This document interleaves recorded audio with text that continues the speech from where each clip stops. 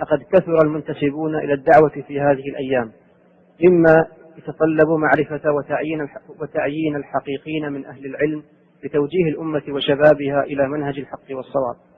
فمن هم العلماء الذين تنصح الشباب بالاستفادة منهم ومتابعة دروسهم وأشرطهم المسجلة وأخذ العلم عنهم والرجوع إليهم في الملمات والنوازل وأوقات حدوث الفتن؟ الدعوة إلى الله أمر لا بد منه، والدين إنما قام على الدعوة والجهاد، على الدعوة والجهاد بعد العلم النافع.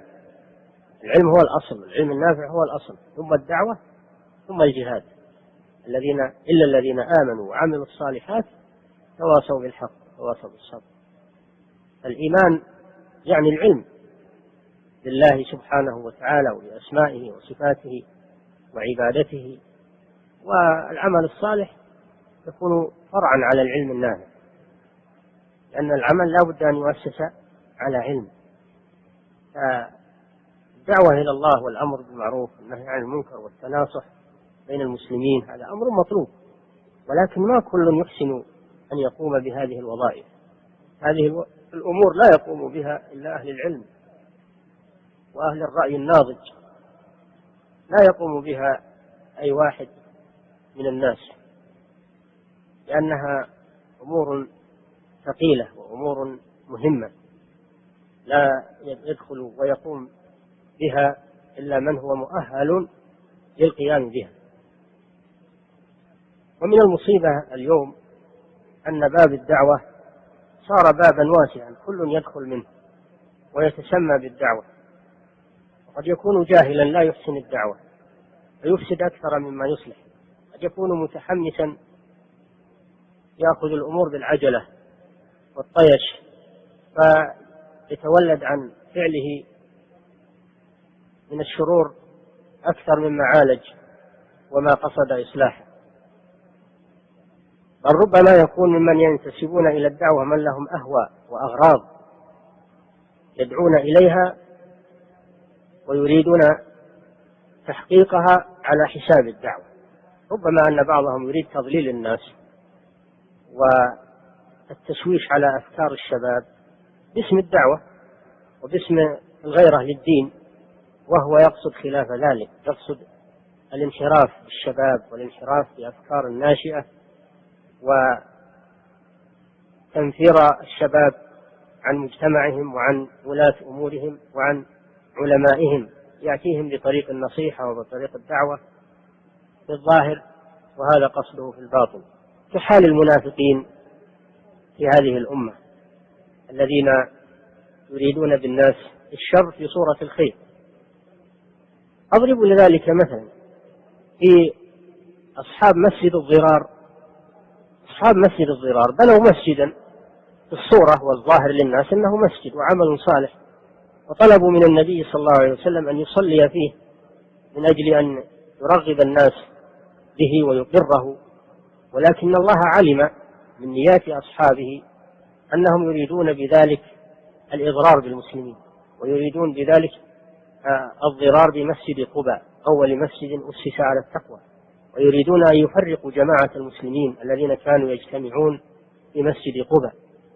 فبين الله لرسوله مكيدة هؤلاء وأنزل قوله تعالى: والذين اتخذوا مسجدا ضرارا وكفرا وتفريقا بين المؤمنين وإرصادا لمن حارب الله ورسوله والله يشهد إنهم لكاذبون. لا تقم فيه أبدا، لمسجد أسس على التقوى من أول يوم أحق أن تقوم فيه، فيه رجال يحبون أن يتطهروا والله يحب المطهرين.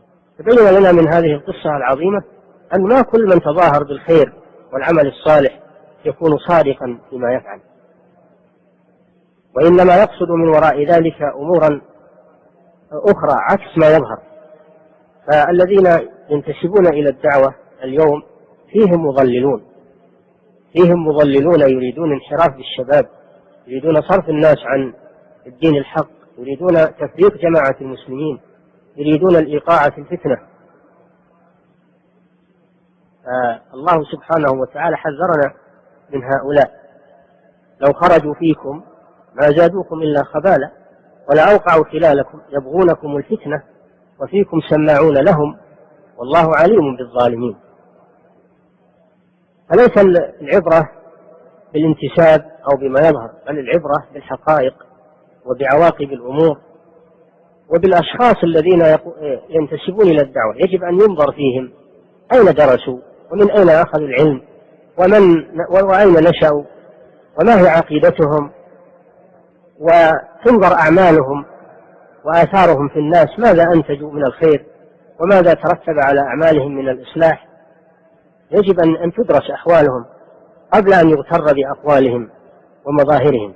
هذا أمر لا بد منه، خصوصا في هذا الزمان الذي كثر فيه دعاة الفتنة. النبي صلى الله عليه وسلم وصف هؤلاء دعاة الفتنة بأنهم قوم يتكلمون بألسنتنا، قوم من جلدتنا ويتكلمون بألسنتنا. والنبي صلى الله عليه وسلم لما سئل عن الفتن قال دعاة على أبواب جهنم من أطاعهم، دعاة سماهم دعاة على أبواب جهنم من أطاعهم قذفوه فيها. فعلينا أن نتنبه لهذا ولا نحشد في الدعوة كل ما هب ودب وكل من قال أنا أدعو إلى الله وهذه جماعة تدعو إلى الله. لا بد من النظر في واقع الأمر، ولا بد من النظر في واقع الأفراد والجماعات.